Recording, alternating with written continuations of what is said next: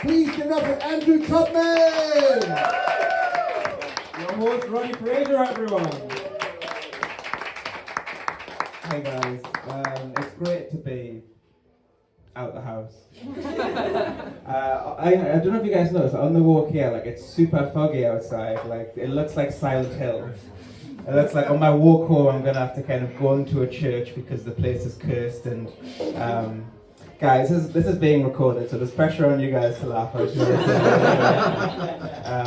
But no, it's good. I live in Leith. I live in the bottom of Leith Walk. So every day is an uphill battle. If you guys, that's also, especially to the Americans in the crowd, if you don't know Leith that well, the best way I can describe it is 2 weeks ago I saw a pigeon with a joint in its mouth. And now that pigeon is my weed dealer. He does deliveries. Deliver him. I smoke a lot of weed. Like people say like it badly affects memory, and I know it's. Thank you. If you didn't like the punchline to that joke, I was really high writing it. It's great. I first started doing stand-up at university. Like when other university students went to like clubs and raves, like having sex and taking drugs, I went to Manchester and Liverpool to tell jokes to like 20 people above a pub. Like, the laughter was my drug. I later found out MDMA is much better. Much better. But I like doing comedy. People say that comedians are meant to hold up a mirror to society. And I love looking in the mirror. It's my favourite way to reflect. So I think like comedy is like one of the best unifiers, because like comedy can connect people from all kind of differences with laughter. Like Scottish, English, American, everybody hates Liz Truss. Am I right?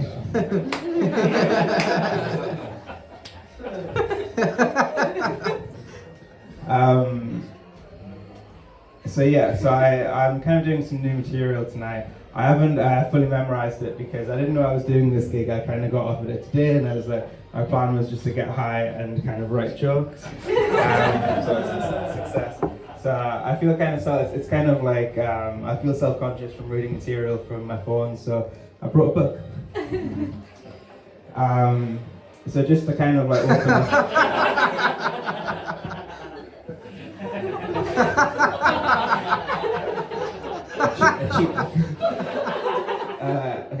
Who here would say that they need a lot of attention from people? Put your hands up. There's just one guy with your hand up. I mean, the comedians, you should have your hand up. I mean, like, obviously, like, I can't not put my hand up. Like, I do this. Like, I need attention from people, because without attention from people, none of my jokes would work. And it would just look like I was insane. Overall, making it pretty hard to enjoy stand-up comedy. But when I tell people I do stand-up, people often ask me if I'm afraid of being heckled. I'm usually pretty comfortable on stage, so I'm not really afraid of being heckled. I'm much more afraid of being attacked by a beloved celebrity.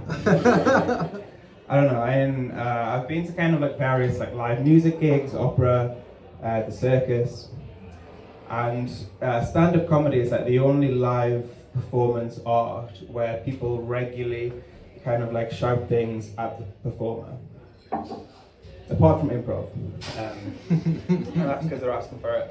I don't know, I think like I'm not really too scared of being being heckled. One of the scariest things in comedy is something called gong shows. So I don't know if people in the audience, you might not be familiar. So the format is essentially, it's kind of like a competition. They have like 3 judges. They hold up kind of like paddles. If 2 out of the 3 hold up their paddle, then you're like immediately ejected from the stage. So amazing for self-esteem. Yeah, I did a gong show once where I was gonged off in the first minute. Like the first minute. It's the last time I asked my parents to be judges. Okay. was pretty good. So Roddy kind of was talking about dating before. I'm single, if it isn't obvious. I think like the main app that I'm on is Bumble. Does anyone here use Bumble? Okay, so I'll quickly explain what it is. So Bumble is a dating app where girls message first. So I got a message from a girl on Bumble 2 weeks ago which said, "Hey, I'm looking for someone who is rich, good looking, and regularly takes me to expensive places and buys me expensive things." I replied, "Me too." Like, maybe if we work together, we can help find that person. And she says she likes to work alone. But obviously, the best dating website is obviously LinkedIn. Because LinkedIn tells you the important things about people, like if they're a team player, they're punctual. I think like the worst thing that I hate about dating is like that really unfair double standard when it comes to like men and women and like multiple sexual partners. So like you're like a girl says she has sex with loads of guys compared to like if I said I've had sex with loads of girls, people often say things to me like, "You're a fucking liar, no you haven't." Like they say things like, "Poking people on Facebook doesn't count." And I think that I'm fuckable. Like last... Thank you.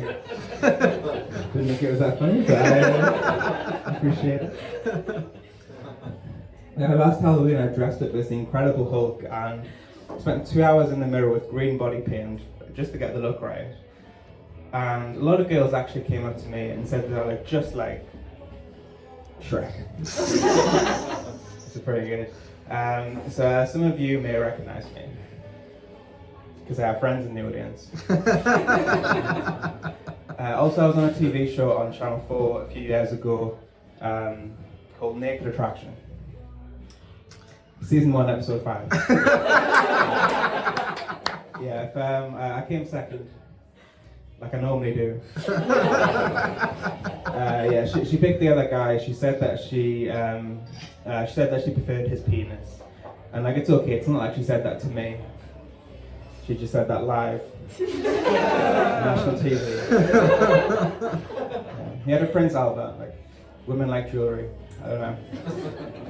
If you haven't seen Naked Attraction, then you're obviously not my parents. So it's a really unconventional dating show. So basically all the contestants are naked and they're revealed section by section, but not from the head down, but from the genitals up. It's by far the best way to be revealed on TV for the first time to all your friends and family. It was good exposure. Yeah, I've never sent a dick pic before. True story. But now if anybody asks, I can send them a link to a high definition dick video with amazing production value. I will send it to you. I will it is on all four, so you can kind of just go on the I'm on like the streaming platform, so I could send you the link, but it's quite easily searchable. Yeah, season 1, episode 5.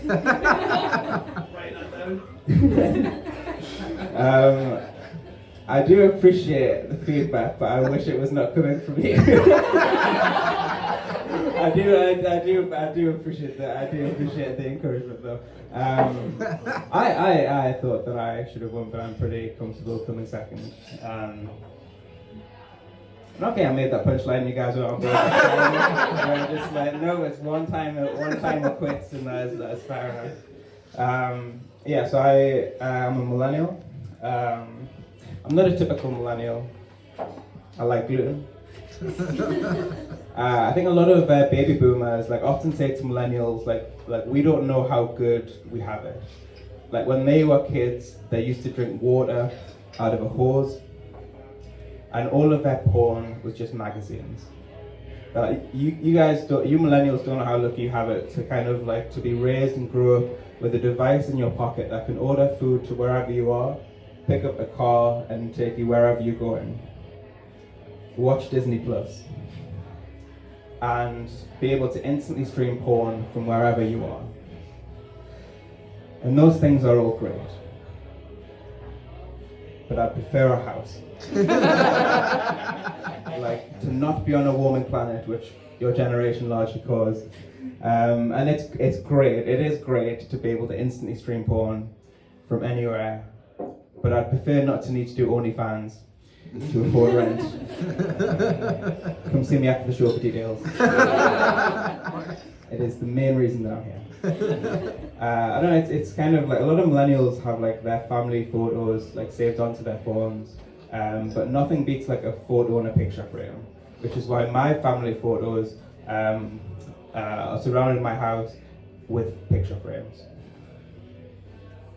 Because they're all stock photos. Like, the photo you get when you buy the frame, like my house looks like a very successful orphanage. Roddy, how much time do I have? 3 more minutes. 3 minutes. I can do a lot in 3 minutes, ladies. So the other week there was a Extinction Rebellion protests kind of going on in London. I don't know if you guys kind of like saw that. I've been to quite a few Extinction Rebellion protests because I go to kind of climate therapy. I've been going for the past 2 years because it's a lot cheaper and easier to go to therapy than it is trying now Russia to reduce their emissions. So like the main kind of advice is to talk to people who are like-minded and to take action. But going to protests and supergluing myself to things also gives me anxiety. The cure for anxiety shouldn't be get arrested. But I've been to like a few Extinction Rebellion protests. I didn't go to the last one, but I'm not good at it. Like the last few protests that I go to, anytime that I'm stopped by police, I'm always like, I'm not with them. I'm pro-extinction. Let's set fire to the ice caps, am I right? Not everyone high fives that, thank you. This mass extinction is taking too long. But it's like the climate crisis continues to get worse. There's like a lot of people coming up with a range of solutions. One of the solutions is something called cultured meat, which is meat produced from cells in a lab. The first cultured meat was a hamburger someone ate in 2013, but scientists say that in the next decade, cultured meat could be cheaper and more readily available than regular meat, saving millions of animals from needless death, and of course, saving hundreds of millions of humans from being vegan. Future's not too bad. I'm not vegan, obviously, but I love animals. I think they're delicious, especially bacon. Bacon, chicken, I think are great. But I'm trying to be better. I'm trying to be more informed. I watched Cowspiracy on Netflix. Anyone seen that? So, yeah. For the rest of you guys, like the main thing I learned in the documentary was like cow milk is really bad for you. Egg yolk is really bad for you. Cheese is really bad for you. I didn't learn anything else. Like I stopped watching before it could ruin any more food. Ignorance is bliss. Bliss is cheese. It kind of feels a little bit like the end of the world at the minute, but the end of the world means different things to different people. So like the Christians believe that during the end of the world, everyone who's lived a good life, who's been a good person, will get sent to heaven. So maybe about 10% of Christians. Larger Christian crowd. Hypothetically, if that happened tomorrow, like the Christian apocalypse, who here thinks that they wouldn't get raptured, that they'd stay on the planet? Hey, what? So, don't worry. I took an online course, and I'm now an ordained priest. Like I didn't have to do anything involving kids. Like I just had to fill out some forms. So, when was the last time since your last confession? How long's it been? Oh no, you're the one who had it. I was like, you've never confessed. Okay, so would you say you're sorry for your sins since birth? I have to warn you at this point, it's literally hell on earth outside. Fire's raining from the sky, like demons are walking the earth. Dementors are flying around sucking the souls from people's faces. I think that's the wrong book. Anyway, the point is, it's not a good time. Would you say you're sorry for your sins? For the purposes of this joke. Hayden, you are forgiven. Heaven, boom. Anyone else? I have to warn you that there's a chance that this is all made up. Like, it's far more practical trying to get a seat on Elon Musk's rocket. So I think that's kind of like pretty much my time. This is like a really fun gig. I've done this like quite a few weeks now. Me and Roddy kind of know each other from London, so he's kind of like set up this night, and kind of like it's now I think in regards of like kind of weekend kind of nights outside of like Monkey Barrel Night Stand, I think like you have one of the more kind of like regular nights. So I think like in a short time you've established yourself in the nights quite well. From like so a round of applause for Roddy.